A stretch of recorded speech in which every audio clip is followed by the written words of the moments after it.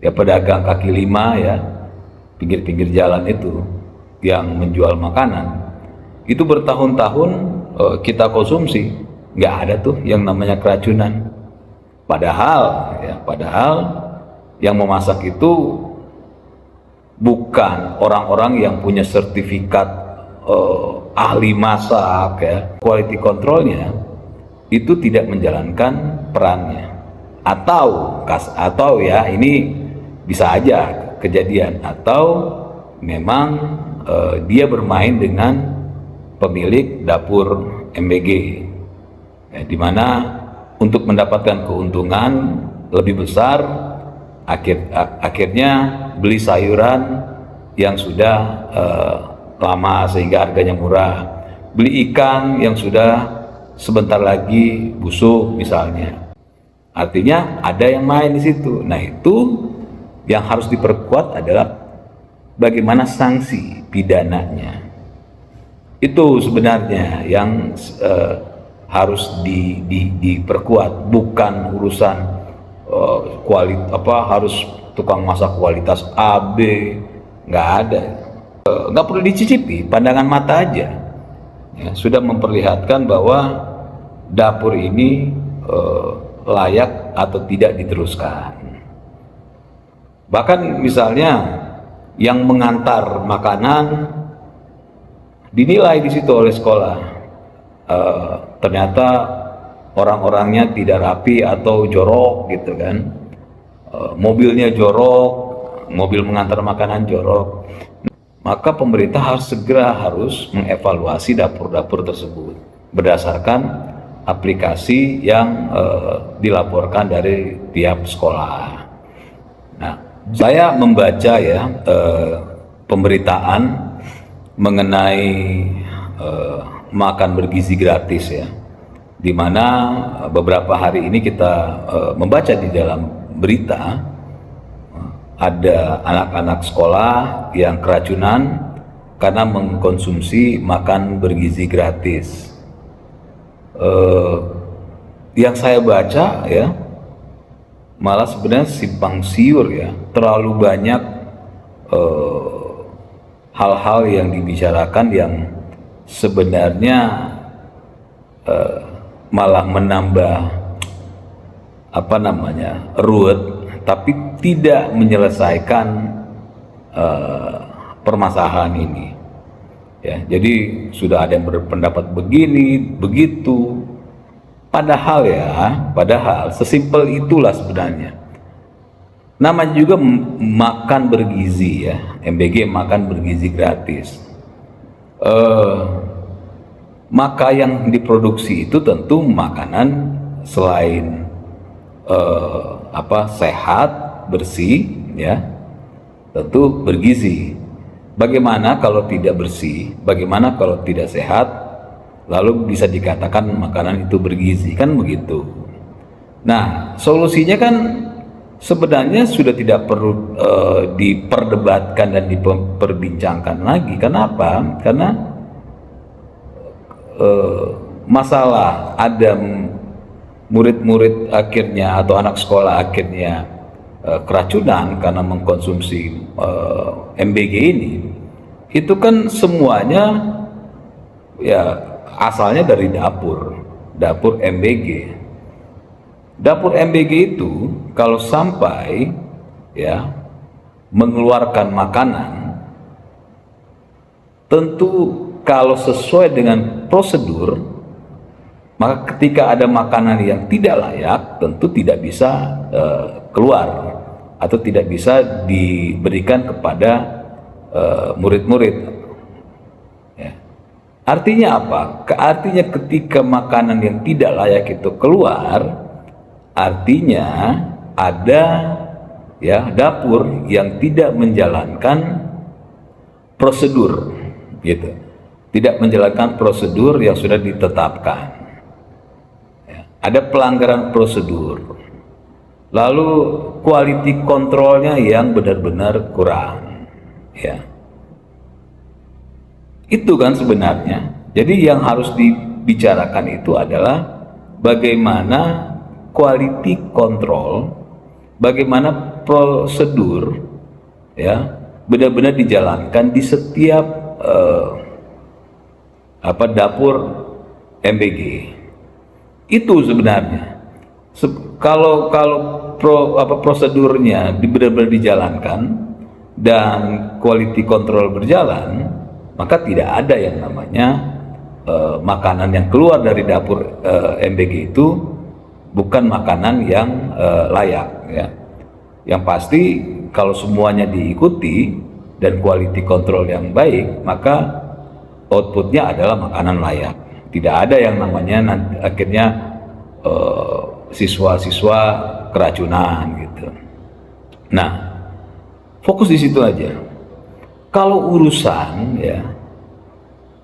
urusan wah ini harus dibenahi, harus ada orang yang punya kualitas A ya di sana, kualitas B, kualitas C. Saya mengatakan begini nih, ya kalau kita mau membandingkan, kenapa ya, bertahun-tahun ya, saya atau siapapun ya yang menonton ini makan misalnya mie ayam ya di lingkungan sekitar kita bertahun-tahun, ada mie ayam, ada bakso, ada restoran Padang, ada warteg ya, bahkan PKL ya pedagang kaki lima ya pinggir-pinggir jalan itu yang menjual makanan itu bertahun-tahun kita konsumsi, nggak ada tuh yang namanya keracunan. Padahal yang memasak itu bukan orang-orang yang punya sertifikat ahli masak ya, bukan orang yang ahli gizi dan segala macam. Tapi bertahun-tahun kita makan di sana nggak ada tuh yang namanya kita makan lalu keracunan ya gitu.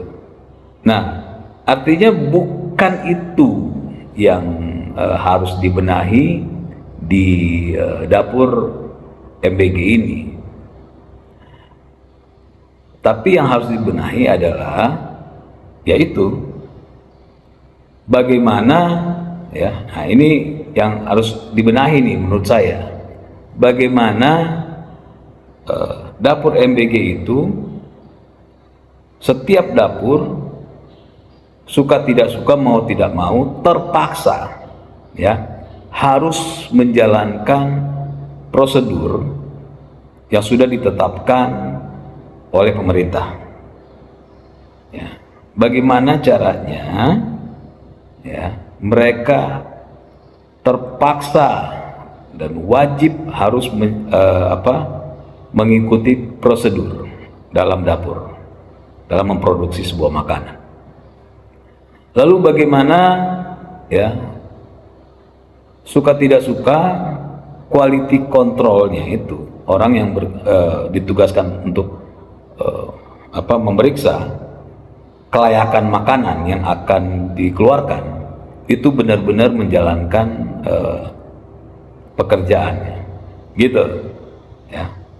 Jadi itu sebenarnya yang harus dikuatkan, bukan harus nyari ahli ini, enggak ya, karena itu bukan solusi.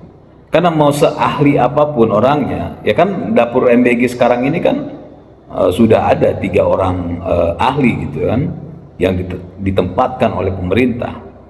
Tetap aja ya outputnya akhirnya bisa menyebabkan anak-anak sekolah itu keracunan.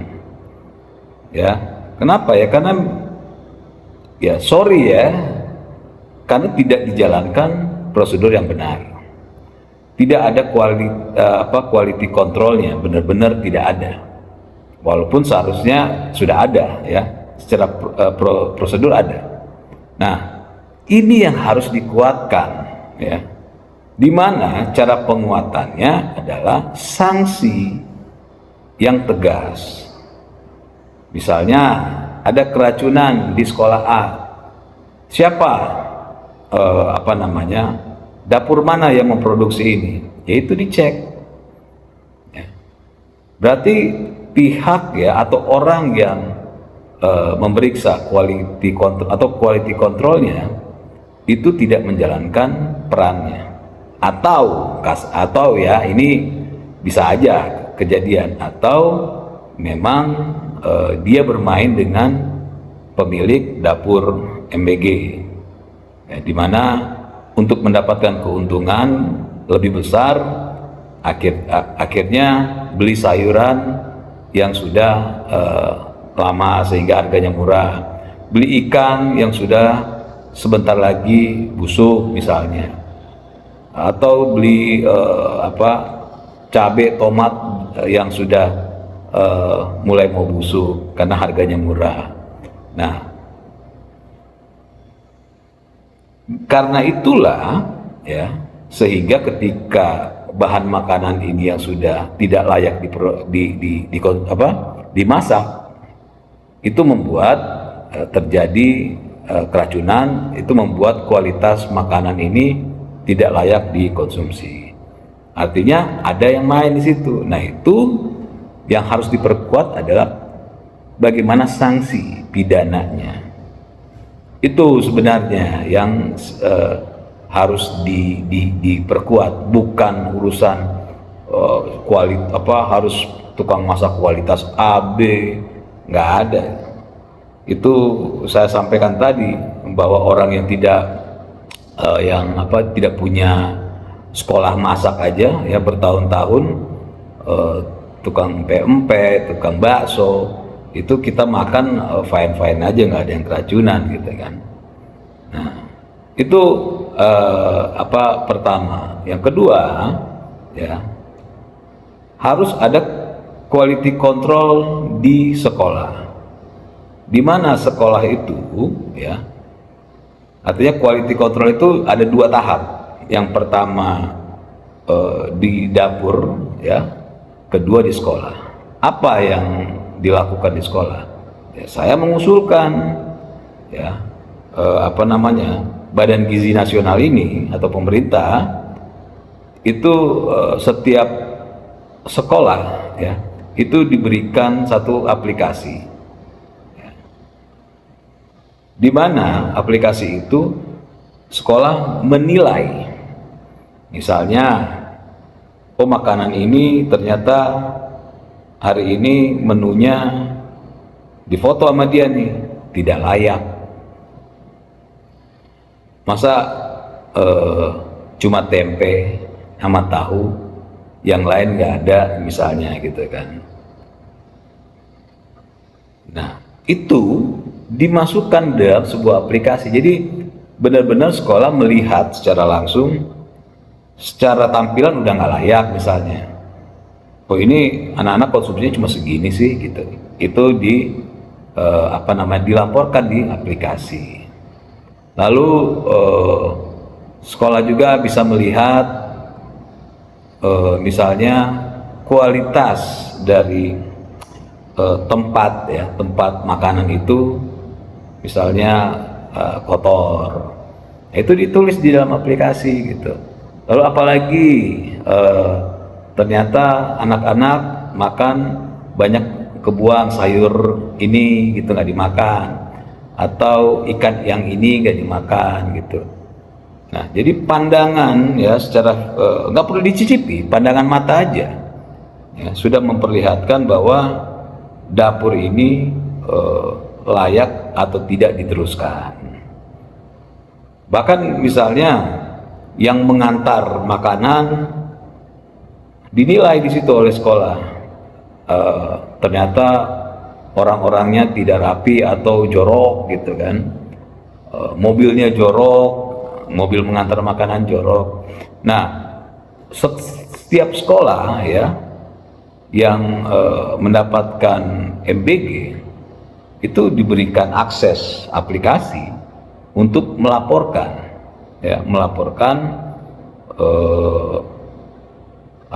makan bergizi gratis yang mereka terima di sekolah mereka masing-masing ya. Nah, dari data itulah ya secara otomatis ya aplikasi itu akan mengeluarkan informasi bahwa dapur A ya ini ternyata dinilai dalam bulan ini kurang layak atau layak. Nah, ketika ada dapur yang kurang layak dinilai, maka pemerintah harus segera mengevaluasi dapur-dapur tersebut berdasarkan aplikasi yang dilaporkan dari tiap sekolah. Nah, dengan hal seperti ini, maka akan bisa dikatakan sedia payung sebelum hujan. Karena bagaimanapun ketika sebuah dapur yang memproduksi makan bergizi gratis ini secara kualitas ya sudah tidak layak, maka dari hari ke hari ya akan membuat makanan yang tidak layak dan bisa menyebabkan anak-anak sekolah itu keracunan.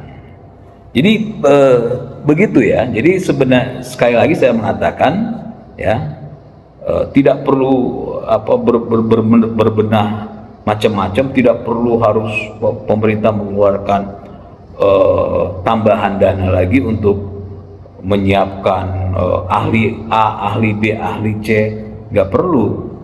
Yang diperlukan hanya prosedur yang sudah ditetapkan oleh pemerintah untuk setiap dapur itu harus ya benar-benar dijalankan oleh setiap dapur, dan sampai ada ya yang tidak menjalankan tentu harus ada sanksi, termasuk pihak yang ditugaskan untuk mengontrol kualitas. Ketika tidak menjalankan perannya dengan benar, maka tentu harus ada sanksi yang berat. Begitupun ya nanti setelah makanan itu diproduksi dan dibawa ke sekolah, masih ada quality control dari sekolah ya menggunakan aplikasi yang saya sampaikan tadi, sehingga benar-benar baik di dapur ya maupun di sekolah makanan itu benar-benar terverifikasi, benar-benar terpantau, sehingga sebelum dikonsumsi sudah ada pagernya ya. Jadi sebelum dikonsumsi oleh anak-anak sekolah sudah ada dua ya kontrol baik dari dapur maupun dari sekolah. Jadi begitu aja sebenarnya, nggak perlu ribet-ribet, nggak perlu lagi pemerintah mengeluarkan pembiayaan yang lebih ya. Jadi saya pikir itu. Terima kasih.